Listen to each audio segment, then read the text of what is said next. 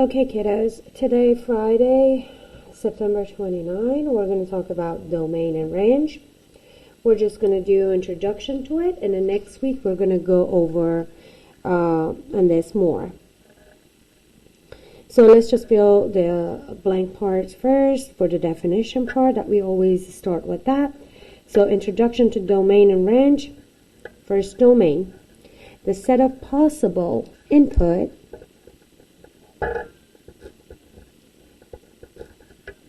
values for a function.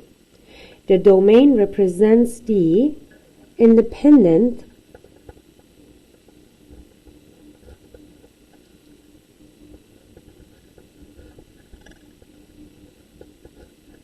variable or the x value.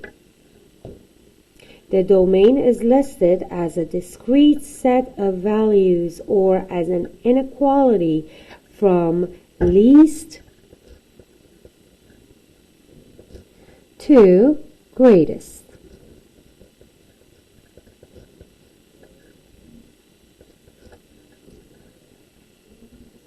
Range, the set of all possible output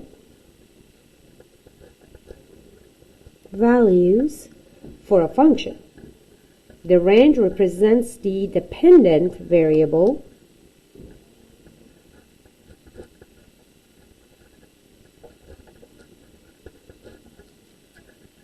or the y values.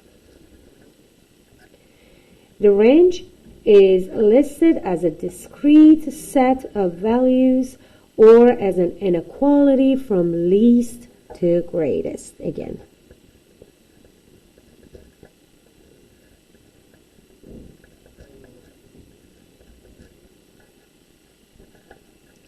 So what does discrete means? Remember we talked about it yesterday.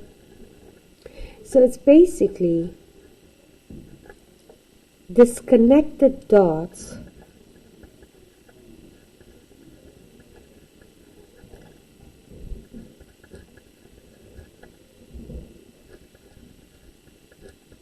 or the ones that we're talking about here when we're talking about discrete set. Remember we had our domain and it was look like something like this and had comma in between. So we had, for example, 0, 3, 5, and 6.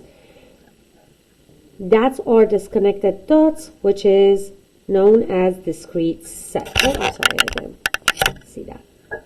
Okay, let's move on to the next page. So let's work on some example here. It says, oh gosh, my paper.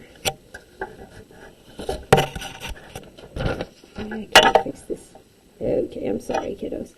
Okay, so it says find the domain and range of each function. That's our x's or inputs. That's our y's or output. There's another name now we learned. That domain is all our input. So we can say -2, 0, 3, 6, and 8 inside of this kind of weird bracket is our domain. So basically all of our x's included to our domain. Now, I'm sure you can guess what's our range, which means this curly bracket opens and whatever we see in our y's would be inside of our range. Easy peasy. We're just like to call them different things. So x, input, domain. Y, output, range. Okay? Let's do the other one. Number 2. What is our domain here if we have set of numbers now? So there you go. We're going to say of all of our x's, let's locate all of our x's, 0, -2, 3, and -5. 0, -2, 3, and -5 is all of our domain, and it's going to be inside of the curly bracket. Range. I'm sure all you smart kiddos know now what's the range is. There you go. All of our y would be included in our range. So 0, 8, -12, and 20. Okay, kiddos? Now let's go to, so we did one table, one plots, now mapping. Remember how we went over these 4 options when we had to locate our function? There you go. Now you're going to do the same thing with these 4 options. Okay, now with mapping. What's our domain? All of our x's. So, it's so important to put your x's in set of orders. So, what did I do here is kind of like I put 0, -2, 3, and -5, right? What should I do over here to make it look better? I have to put it in set of order from least to greatest. So when I talked over here, when I said the domain is at least as a discrete set of values or as an inequality from least to greatest, did I do it right here? Is that least to the greatest? No. Oh my gosh, Miss Sam, you did it wrong. So let's fix it.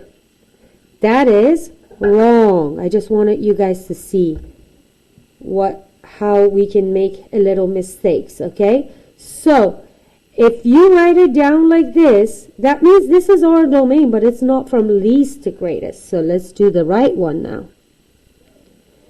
What is my least number here? It would be -5. Then -2. Then what? Then what? 0. And then 3. Now it's correct. So Miss Sam, be careful. It's easy to make mistakes. So this is right. This is wrong.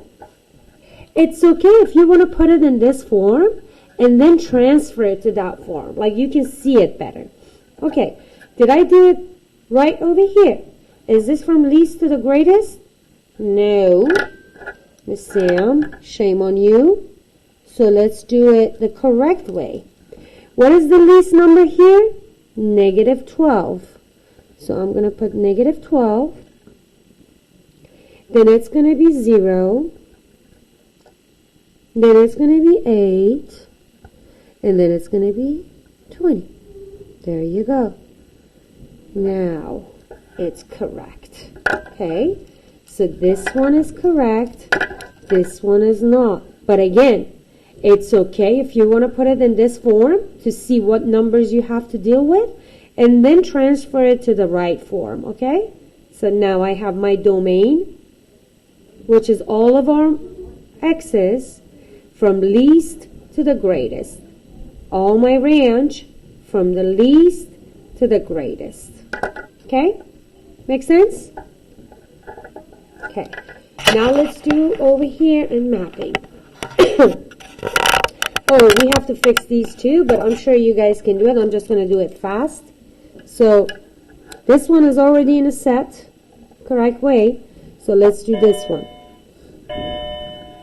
So the least that I have over here is -9, -8, -4, 0, and 6. There you go. Now it looks better. So this one is correct. This one is not. So do you see how easy it is to create a mistake? But it's good to see the possibility of like how, like what does it mean from least to great? This is make more sense now, right? you can see the wrong way and you can see the correct way, okay? But you guys can make a joke out of it. That's fine. That's okay. I'm sorry. I'm human too, and I can make mistakes. So let's just do the mapping and make sure that Miss Sam doesn't make another mistake. Now, over here we have all of our x's. Now we know that we have to go from the least to the greatest, right? So let's locate our least. The least is -4, then it's -2, then it's 3, and then 7.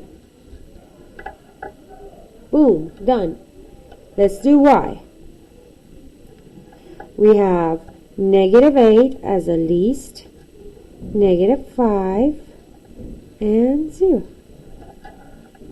Oh, thank God I made no mistake here. Good. Now, let's take a look at this. It says, Susie is having a birthday party at Jumping Zone. It costs $11 for each kid to jump. Her mom says she can invite a maximum of 4 kids. So how many kids we have? 4 kids. So we should put our numbers here as soon as we find out that how many kids we can have. 4.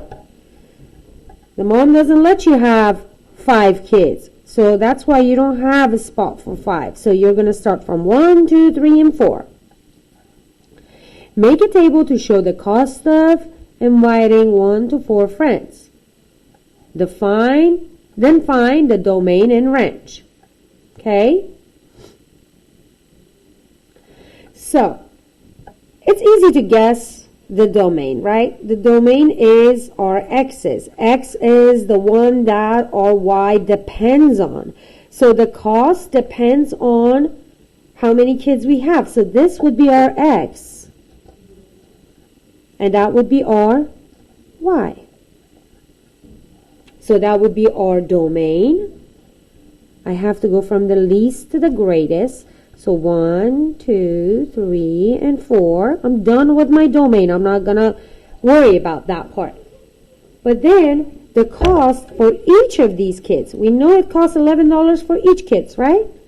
So 1 kid, $11. 2 kids, $22.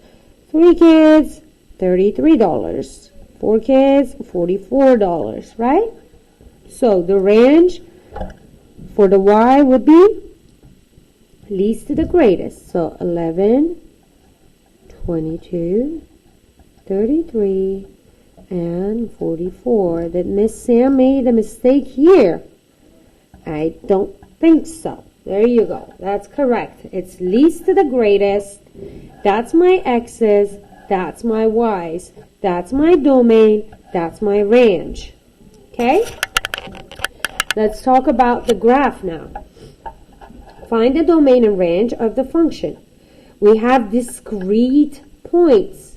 Do you see that? It's not a line. So that means only these points that we have, these x's related to these points, going to be in domain. So, let's take a look at it. This is our x's. Do you see that? And that's our y axis. Okay, now that we know that -5 is the least that we have. So let's write down -5. Then we have this point. The x-axis related to that point is -2. Then we have 0. Then we have 2. And the last one is 4. Did I make a mistake? Is it from least to the greatest? Is it all my x's? Yes. Now, let's do y or range. So that's, which one is the least on my y? Is this one? That's -1. What about this one? This is -5. So we go from the least to the greatest in our vertical y-axis. So this one would be our least and y-axis now. So let's do, what is it? That's -5 again, just a coincidence. And then -3, -2, and, oh, I forgot about this, and -1, and 0. Let's see, Miss Sam made any mistake. Let's see. -5, -3, -2, -1, and 0. So -5, -3, -2, -1, and 0. It goes from least to the greatest. Yes. So we made no mistake, and we're done for our note on Friday. You guys have a great weekend, hon.